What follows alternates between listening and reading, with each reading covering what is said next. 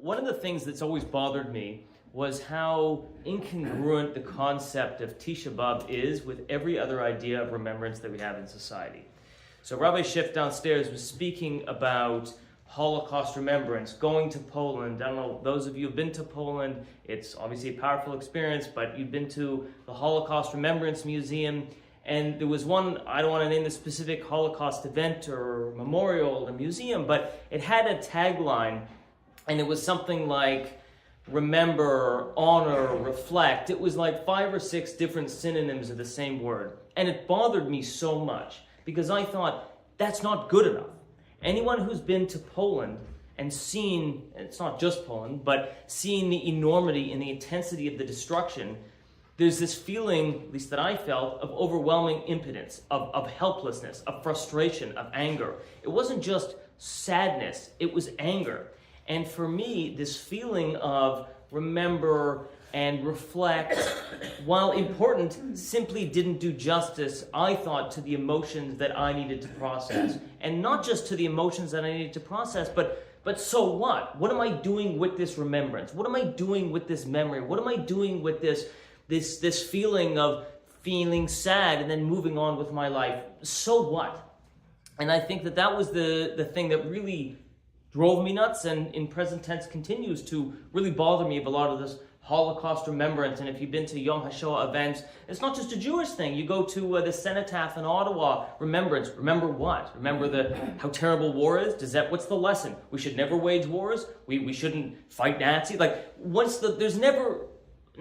is rarely a lesson that we're actually taught. It's usually, in my humble view, a feeling of just, well, there is a sad thing and we're supposed to remember it, and it's rarely, what are we actually supposed to do with this knowledge?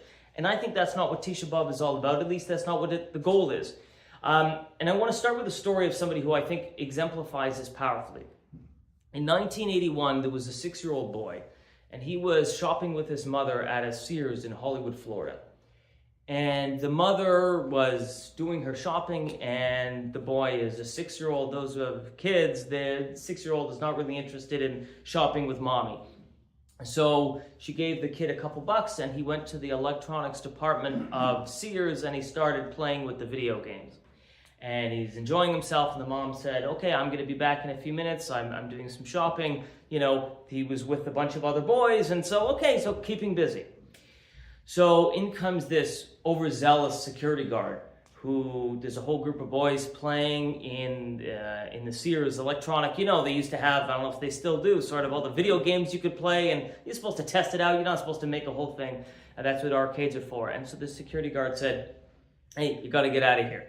So he said that to the big boys, so they all left. Now, this little kid couldn't find his mother at that point. So he said, okay, I'll wait outside. So he waits outside the store. And outside the store, there was an individual who saw him and who grabbed this boy. And this individual grabbed this boy and he stuck him in his trunk. And the mother was terrified. She comes out, she couldn't find her son. She's looking, she's scared out of her wits. She calls the police. They don't know what's going on.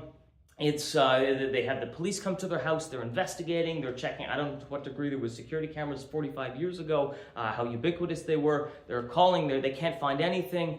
And 2 weeks later, they find the boy, part of the boy, basically in a culvert off the side of the road in Hollywood, Florida. And so this was a horrific murder that obviously shook the family, but what was arguably beyond the intensity of the trauma of this kidnapping and murder was the failures of the police. It took the police a week to even call the FBI. They found, and what bothered the family and the parents, particularly the father, was that they discovered this inept incompetence, top to bottom, in the police. That even when they found the guy, and there's a whole story that he was arrested, and he confessed, and later he recanted, and back and forth, and years and years and years they couldn't figure out really who did it. And the police said when they found the car, they had basically impounded it before they did a full DNA scan, and it took them long to call the police or to call FBI, and it was just a whole big mess, top to bottom. And the father realized that this was just a horrific screw-up, top to bottom. And he vowed that this simply could not happen to anyone else. So over the next few years, he realized that combination of both public pressure was going to be necessary to ensure accountability in law enforcement, and that people needed to be encouraged to help join the fight. So that man was John Walsh. 7 years later, he started the show, America's Most Wanted. And over the course of 23 years, they helped apprehend something like 1,200 fugitives. I think that's a remarkable story for us. John Walsh experienced what almost nobody, and his wife, almost nobody ever could experience, could imagine experience. What is the worst tragedy that is conceivable? The loss of a child, the murder, the brutal murder of a child. Who could even think of such a thing, right? But he didn't just take that. He didn't just wallow in it. He didn't just feel that that tragedy struck him and he felt that this was just his lot in life. He said that I am going to ensure that there's not only accountability for law enforcement to improve, but to ensure that as few people as possible ever endure such a situation. And I thought that that is a really remarkable paradigm for Tisha B'Av. We're sitting on the floor, and it is so easy for us to think in the same situation. Nebuch, woe is us, we're victims, how terrible, look what's happened to us. October 7th, the Holocaust, pogroms, the destruction of the temple, on and on and on. It's not about that. That's the first step. We're not denying that. John Walsh didn't deny that he endured unimaginable tragedy. He took that tragedy and he molded it into something productive. So what Tisha B'Av teaches us, I submit, it's not about, on one hand, absorbing ourselves in trauma and victimhood, but it's also not about ignoring it altogether. It's about harnessing tragedy, harnessing trauma, harnessing terrible things that have happened, but rather than taking the path to being victims and wallowing that victimhood, we turn that into something proactive. So I want to elaborate a little more how we do that. It's one of those things that always bothers us that we read on and on and on. What is everybody knows? What's the reason for the destruction of the Second Temple? The Romans. The Romans are the destruction of the second. Who destroyed the Second Temple? The Romans, of course. Right? We all say sinat china. Of course, baseless hatred. This is what the Talmud says. It's baseless hatred. So hold on a minute here. Are we engaging in victim blaming? Is that what this is? If we read in the newspaper that young woman was assaulted on the subway, would any of us think, when we're told, it's what she was wearing? That's called victim blaming, right? Isn't that what that's called? Rightfully so. If you had a politician or a news media outlet that said, this woman was assaulted on the subway, it's her own fault, she was wearing, her skirt was too short, we would immediately, and rightfully so, repudiate that, condemn it, and call that victim blaming. But isn't that what we're doing? Aren't we saying the same thing? It's not the Romans and their genocidal, maniacal desire to destroy the Jewish people and wipe us out. It wasn't them, it was us, because of our sinat china, because of our baseless hatred. Doesn't this seem like the same kind of victim blaming that we would decry in every other circumstance? Adam Walsh, it was his fault for getting murdered because, he walked out of this. Nobody would say that. It was the police's fault he got murdered. No, it wasn't. Right? So how are we not engaging in that same kind of thing? Why are we not pointing the finger at the culprits? The reality is, and this is something that I've said, at least those who have listened to me over the last 3 years, which is we can only control ourselves. It is not about excusing the actions of the Romans or of anybody else. It is only about what can we control. Of course they were culpable. Of course they were responsible for their actions. But the reality is that if I could control them, I would. But we can't. We can only control ourselves. So what is within our capacity to control the outcome? And what God has told us, at least as it was the temple, is that here's what you did wrong. Here's how you contributed to this. Of course it was the Romans who destroyed it. But what gave the Romans the capacity to do so? What gave the Romans the ability to destroy the temple and the Jewish people? It was because you weakened yourselves. And we can talk in the last 3 years as well. Israeli government agency said, you know what, one of the things that Hamas, I can only speak for what I read, that Hamas saw the weakness in Israeli society. It wasn't the protests themselves. Protests are part of any liberal democratic society. It was the viciousness that they saw within Israel. Do you remember? This was eons ago, but pre-October 7th, a whole judicial overhaul. The country was tearing itself apart. Everybody is a traitor, and you see some of this now with the election coming up in the next few months, and it's infuriating. But you see this. And so there were a lot of intelligence agencies I read in the reports in the last couple of years who said that Hamas saw this, and it saw it as weakness. Not just the democratic protests, but about the viciousness of the discourse that was ripping Israel apart. So we can see in real time this isn't some kind of post-facto explanation on the part of the rabbis at the Talmud who sought to find some esoteric explanation for how we could explain the destruction of the temple. We can see it with our own eyes. We can see it with our own eyes. So when the temple tells us, or when the Talmud rather tells us that the second temple was destroyed because of Sinat Chinam, it is talking about Jewish behavior because that is what we can control. We cannot control Roman behavior as much as we would like to think so. We cannot control the behavior of anyone but ourselves. The only behavior we can control individually is ourselves, and collectively is the Jewish people. And so if we can focus on that, if we can strengthen that, if we can improve and perfect that, then I would submit, based on what the Talmud is saying, is that we can see immeasurable benefit and results as a result. So effectively, this is not saying that, again, that the Romans were not culpable, but what can we do about this? What is our go forward as a result?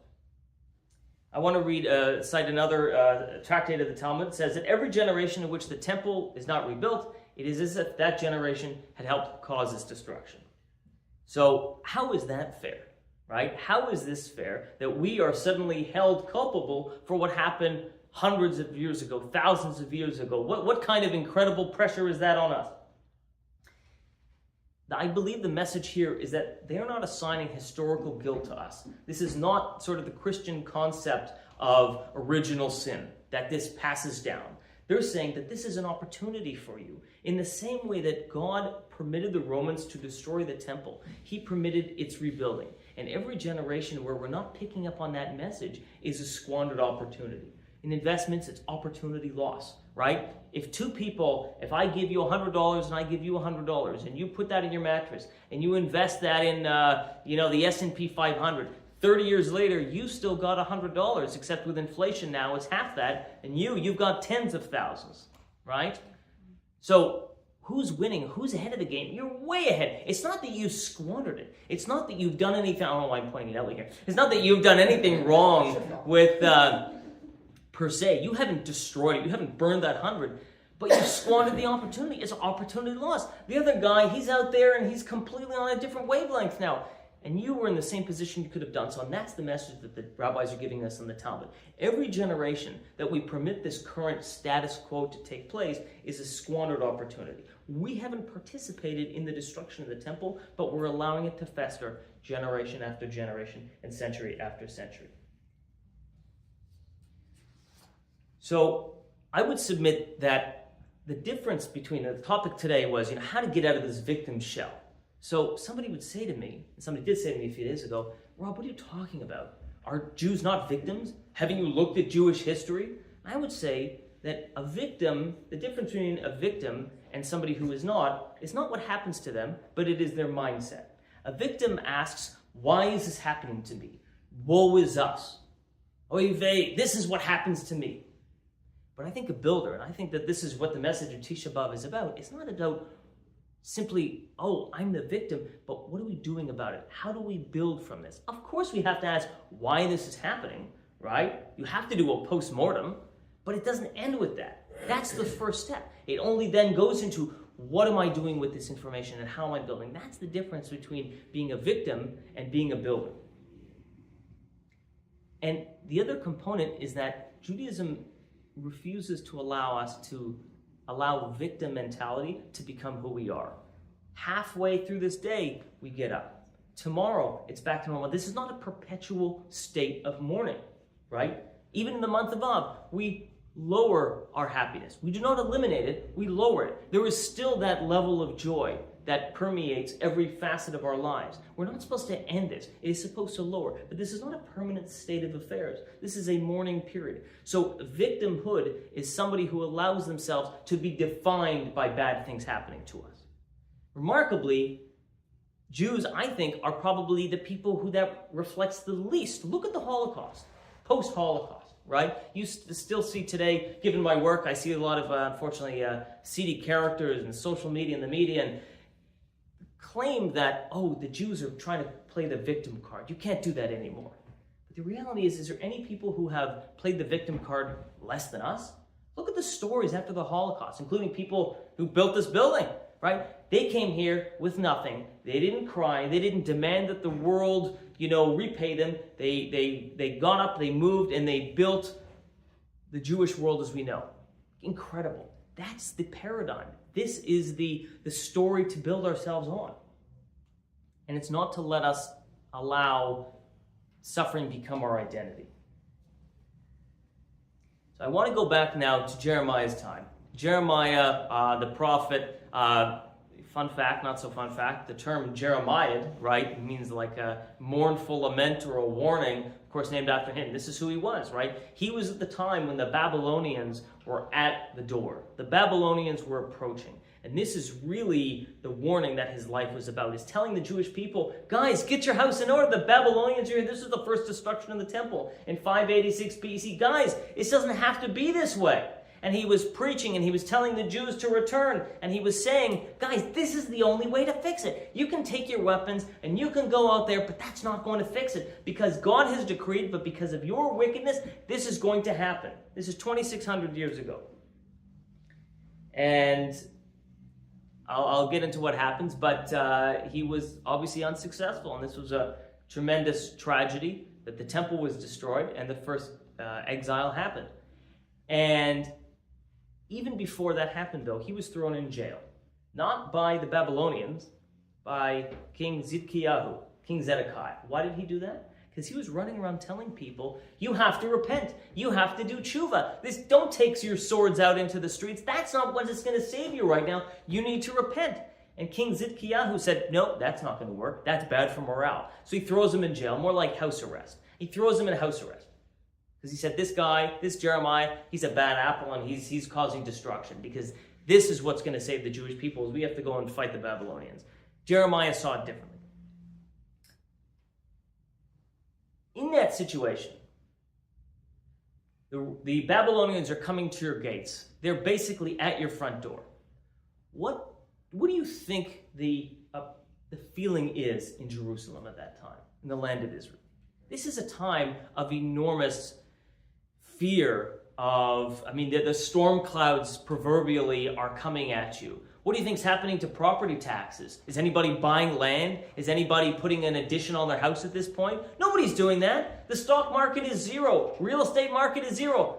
So listen to this. The book of Jeremiah, chapter 32, I read a remarkable thing. And Jeremiah said, the word of the Lord came to me saying, behold, Hanamel, the son of Shalom, your uncle, is coming to you. So he was not in jail. He was more in like a house arrest. He was in a courtyard, saying, buy for yourself my field, that is Anathoth, for the right of redemption is yours to buy. Go buy land. Then Hanamel, my uncle's son, came to me in the prison yard, according to the word of God, and said to me, please buy my field, that is in the country of Benjamin, in this part of the Eretz Yisrael, for the right of inheritance is yours, and you have the right of redemption for yourself. And I knew that this was the Lord of God. God is coming to Jeremiah saying, hey, the storm clouds are coming. Go buy a nice piece of property. So I bought the field from my uncle's son, and I weighed in the money 7 shekels and 10 pieces of silver. And I wrote for him a bill of sale, and I signed it, and I took witnesses, and I weighed it. And I took the deed of purchase that was signed according to the law and the conditions. And I gave the deed to this, to Baruch the son of Neriah, who in the presence of, almost like a notary, and who signed the deed of purchase in the presence of all the Jews who sat in this prison yard. And I said, so said the Lord of hosts, the God of Israel, take these scrolls, this deed, have purchased and assigned one and put them into an earthen vessel, so put it in a safe place so it remains for many years. So says the Lord of hosts, the God of Israel, houses and fields and vineyards shall be purchased again in this land. Is there anything more insane than this story? The Babylonians are about to destroy this land, and God comes to Jeremiah saying, hey, go buy this nice piece of real estate. Why on earth would you do that? In a week, in a month, in days, this land is going to be worthless. It is going to be destroyed. It is going to be pillaged. The land is going to be raped by the Babylonians. Why on earth would Jeremiah be investing in land and God telling him to do so? It is because he saw this was, I would submit, he saw that this was a temporary thing. He was not oblivious to the challenges, but he knew the Babylonians were not going to be around forever. And he knew, this is not just a lesson in real estate. Rob, the lesson in real estate is it's always a good time to buy. No, thank you very much. This share is sponsored by Remax. No, the idea is that it's not, that may be true, but the idea is that they're a passing fad. This passing fad might last for centuries or millennia. It's been 2,000 years without a temple, but it's not going to be forever. And Jeremiah recognized that, and that's why he purchased this land. And I think that that is the model for us today. The other question is, why all these details? I didn't just buy the land. I bought it, and I got it notarized, and I put it into these earthenware clay vessels, and I told the people, this is what I did. It's so detailed. The point is that he wasn't just believing in this. He was taking concrete actions, right? In the same story, the investment story where Ellie's squandering his $100 here, right? Let's say Ellie says to me, hey, I have a great idea. 25 years ago, I think you should invest in this little company called Microsoft, right? Now, what would that $100 be today? I don't know. But that doesn't mean anything if he hasn't actually put his money in. If he put his money in today, he would be laughing all his way to the bank. But if he just said, I have my eye on that, I have my eye on that, it's not going to be good. So Jeremiah didn't just say, hey, everybody, we should keep this eye on this piece of land. And no, he actively did it. And why all the steps? To teach us that that's what's required here. This wasn't blind faith. This wasn't he wasn't Pollyanna. He wasn't kind of head in the clouds and say, hey, let's invest in this. And wouldn't that be a wonderful idea? Don't you think that's a great thing? It's talk and talk and talk and talk and talk and, analysis paralysis, and nothing ever happened. But that's not what he did. He took the steps and he spelled out every step of the way. Because if we want to do that too, if we want to face a reality that is an uncomfortable reality, but nevertheless to face it with our eyes wide open, it doesn't just require, like I said, just, good faith and hoping that's going to be enough. We actually have to take those concrete steps. And I think that that's why these individual minutiae of Jeremiah are spelled out in such detail. When you read it, it looks like this is like a real estate lawyer is like enjoying a fan fiction here, or fiction. This is not what, this is not, it's so detailed, but that's the lesson here. It's not just tedious for the sake of tedious. It is supposed to teach us that lesson. And that's the difference between an optimist and a builder. People say, Rob, are you optimistic? Are you pessimistic? And I never found a good answer to that, because I'm neither. An optimist says, it's glass half full, and a pessimist says half empty. Well, I'm neither of those things. I'm not somebody, because I don't think that's grounded in reality. Somebody who says, I always look at the world in a way that's half full. Sometimes you're going to be right, and sometimes you're going to be wrong. When the guy says everything is terrible, same thing. Sometimes you're right, and sometimes you're wrong. Right? The pessimists in the 1930s were right, and the optimists were wrong. But then again, I just read a fascinating book about how Israel was founded. It was about the history of the Mossad, Spies of No Country, if you've read it. Fascinating, by Maddie Friedman. Amazing book. There was basically no expectation that Israel would survive in 1948. None. The pessimists, who were right 15 years earlier, were wrong.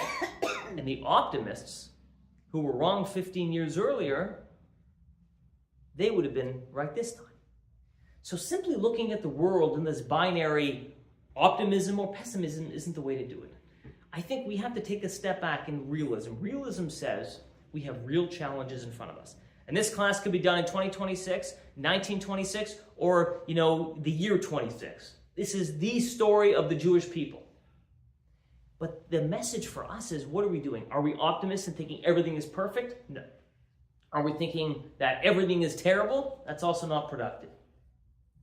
Question is, what are we doing? The builder is somebody who says, depends on the situation, but you know what? I know I'm going to have that optimism that long-term the Jewish people will be here. Long-term God's word stands.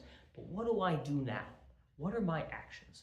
Optimism, the difference between an optimist, the similarity between an optimist and a pessimist is that they are what happens, the world happens to them. Oh, I look at it this way and this is what happens to me. Sometimes I'm right and sometimes I'm wrong. But we're not optimists or pessimists. We're builders. We look at the world not as it is, but how we want it to be. That's the difference. I want to quote Jeremiah as well. And this is what he wrote before he was, what he wrote to the Jewish people in exile. And he says, this is what the Lord Almighty, God of Israel, says to all those who I carried into exile from Jerusalem to Babel. Build houses and settle down, plant gardens and eat what they produce. Marry and have sons and daughters. Find wives for your sons and give your daughters in marriage, so that they will have sons and daughters. Increase in number there, do not decrease.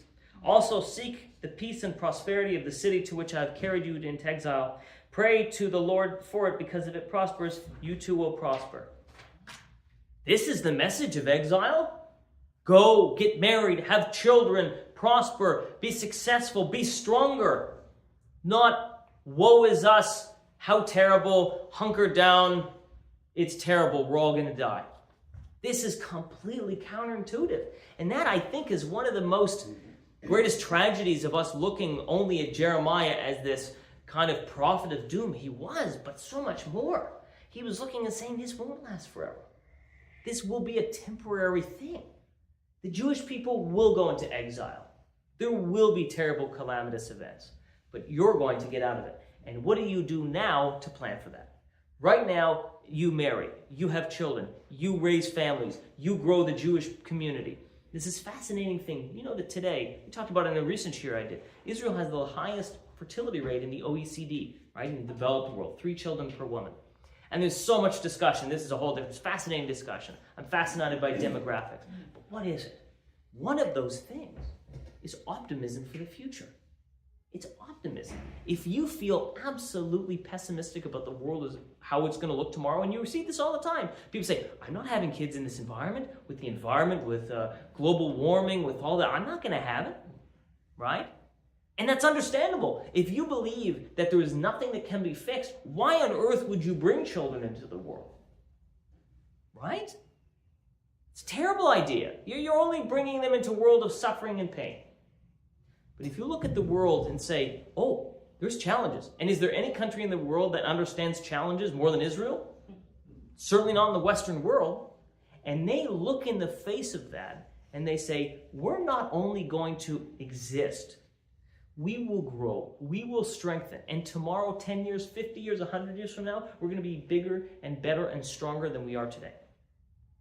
That's one of the reasons I hate this term, Jewish continuity. I haven't heard that so much anymore, but you used to hear this from Jewish organizations. I don't want to continue. I want to thrive. I don't want just to be, because why are we here? We're here for a purpose. We're here to grow, to create, to bring lightness and good. And I think that's one of those things that when we look at Israel, and the same thing is that Israel sees this and says, yes, we know there's real problems in the world. We're not immune to reality. But you know what? We're optimistic that every single developed rich Western country, every single one, higher than Canada, higher than the States, higher than France, higher than Spain. I don't know if you can call Spain a developed country anymore. Whatever these countries are, right? Israel's higher than every single one, despite having more challenges. Just reading the news today, Iranian missiles. There was a terrorist attack near Jerusalem, right? This guy was planning, I saw yesterday, they arrested this guy in northern Israel. It's one of the Arab villages. He had a machine gun. He had fake police, basically uniform. It was clear what presumably he was going to do was dress up as a policeman, carry out a terror attack. They get it more than anybody. They have no water, no natural resources, and yet they'll say, we're going to grow. That's the message for us. That's the message. It can be done. And I think what Jeremiah is teaching us, both in chapter 32 we read earlier, where he's buying the land, and now, which is the future belongs to those who build it. Heard the expression, fortune favors the bold. This is what Tisha B'Av is about. It's not just about mourning what was. It's about planning for what can be. It's knowing that it doesn't have to be this way. If we get our act together, it can be better. It can be better than before. But this doesn't mean, as I said, having blind faith or optimism, which I think is tremendously destructive. In 1965, there was a 37-year-old admiral who, in the U.S. military, in the U.S. Navy, who's flying over northern Vietnam. And his plane was shot at, and it suffered damage, and he had to jump out of the plane, and he landed into a Vietnamese village right in the thick of the VC, Viet Cong territory. And he was captured, and he was tortured, I can only imagine unimaginable ways. And he was then transferred to Hanoi, the famous Hanoi Hilton, as it's called, the prison where John McCain was held for 5 years. And it was a place of unimaginable torture. They still have part of it today. I've seen it. What they did with the prisoners at night was that they would shackle their feet. They would lie back and shackle their feet. They still have a lot of it preserved. It's right next door to the Israeli embassy, actually. But the Israeli embassy is very nice, but this is not. This admiral was there for 7.5 years. 7.5 years, enduring dozens of tortures. But he wasn't just a victim. In fact, he wasn't a victim at all. Unbelievable. One day, his Viet Cong oppressors, captors, said to him, "We're going to take you for a little tour for the Western media. Show them how we're treating our prisoners so well." You know what he did? He smashed his face into the wall so that he was not presentable, so he couldn't be part of that propaganda campaign. Every night, he would yell to his other captors to refuse to follow the orders of their captives, to follow the orders of his captors. Don't listen to them. Don't do what they say. Every tiny little thing, rebel. He got out after 7.5 years. And when he was released, he was interviewed years later, and he was asked, who fared the worst of the captives, the American captives, at the famous Hanoi Hilton prison in Hanoi, Vietnam? He said it was the people who said, we're going to get out by Christmas. And then Christmas comes and goes. They said, we're going to get out by that spring. Then the spring comes and goes. We're going to get out by the summer. Summer comes and goes. He wasn't just a blind optimist.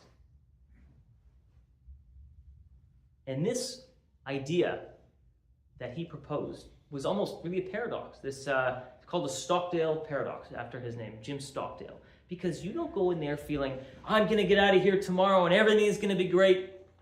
You won't survive. That's what he said.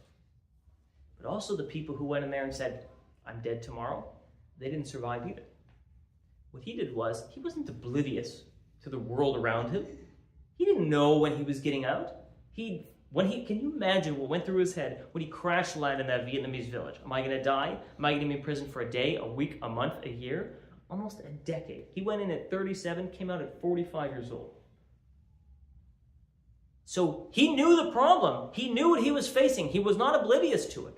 But what he said, this famous Stockdale paradox, was that the optimists didn't fare well and the pessimists didn't fare well. Do you know who fared well? He might not have used this term, but I will. The builders. The people who said, what do I do with the situation that I'm in? I can be defeatist. I can say that it's all done, it's over, and, mail it in, and I'm done. I can say, I'll be out tomorrow. It'll be fantastic. There'll be a prisoner exchange. They also didn't last. You have to be real with the problem, but you have to look at yourself as a builder. I want to quote the Talmud again. Talks about a famous story many of you have heard. Rabbi Akiva, when he was walking with the other sages after the temple was destroyed 2,000 years ago. And he says, on another occasion, this is what we read in the Talmud, they were ascending to Jerusalem after the destruction of the temple. When they arrived at Mount Scopus, maybe you know where that is, and saw the side of the temple, they rent their garments in mourning. They could see the temple. And they rent their garments. That's what you do when you're mourning. And they arrived at the Temple Mount. They saw a fox running. And they began weeping. And what was Rabbi Akiva doing? Laughing. And they said, why on earth are you laughing?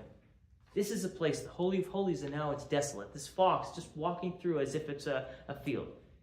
He says, because in the same way that I knew this was going to happen, if God made this thing happen, I know that he will rebuild it in the future. It's this idea, but it's not just that God will do it. It's the idea is that we will get through this. We will get through this darkness. But we're not just sitting here and waiting for the world to happen. That's not how it works. We know it's going to get better. We know there's going to be improvements. And we know there was times when we would have done this class and I would have said, it's going to get worse. It's going to get better. It doesn't matter. It goes up and down, but it's a continuum. We know we're going to survive. We know we will come out of this. The question is, what is our role? Are we pessimists who think that everything bad is just going to happen? Or are we optimists who think that everything good is going to happen? But either way, the world is what happens to us. But we're builders. The difference between Jim Stockdale, John Walsh, Rabbi Akiva, Israel today, they all saw the problems. Okay, maybe most of the Europe and the West doesn't see the problems that Israel sees, admittedly. But in these other cases, Jim Stockdale was very aware of what the problems, the challenges facing him were.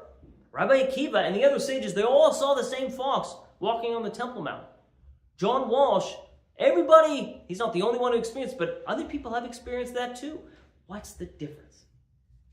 They didn't just interpret destruction.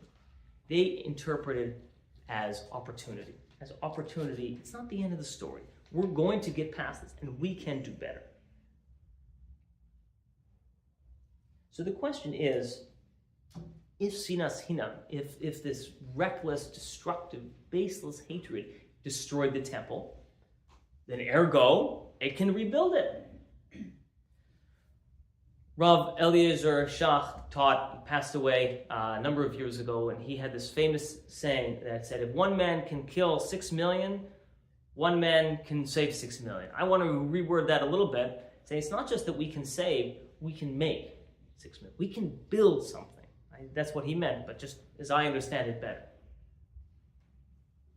This is the story for us. We're not just mourning a temple that existed, but we're mourning what we could have had, and we're looking at the future and saying, what do we need to do?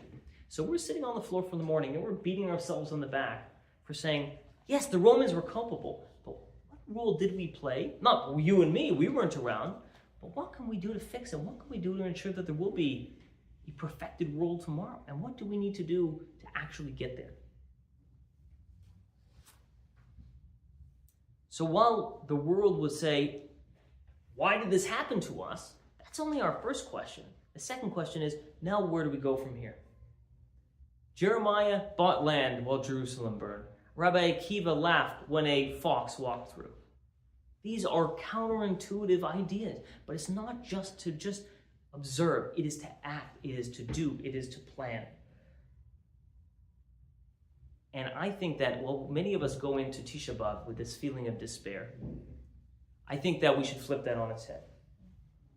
The way to really overcome this is by taking responsibility and saying, I'm not just going to let this get me down. And this is what, sometimes when I talk to people and they say, these, it's an incident or some guy, he called me online something. And I said, why do you think he's trying to do that?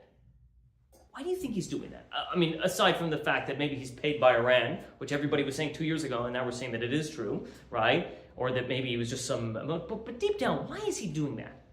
Because he wants to scare you into action. Now, what action does he want you to do?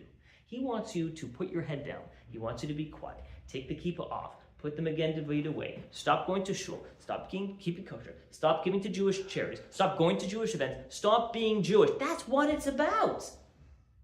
If we show the precise opposite is going to take place, that's our greatest victory here. And that's why I think that one of those greatest things, and what drives me so nuts about the conversations over the last 2.5 years, is that this is just what happens to us. Forget that. The world is our oyster, and I think that if we take the message of Tisha B'Av and say, we're going to take despair and throw it out the window, and we're going to say, we're going to take responsibility for the future, and it starts now, it starts today.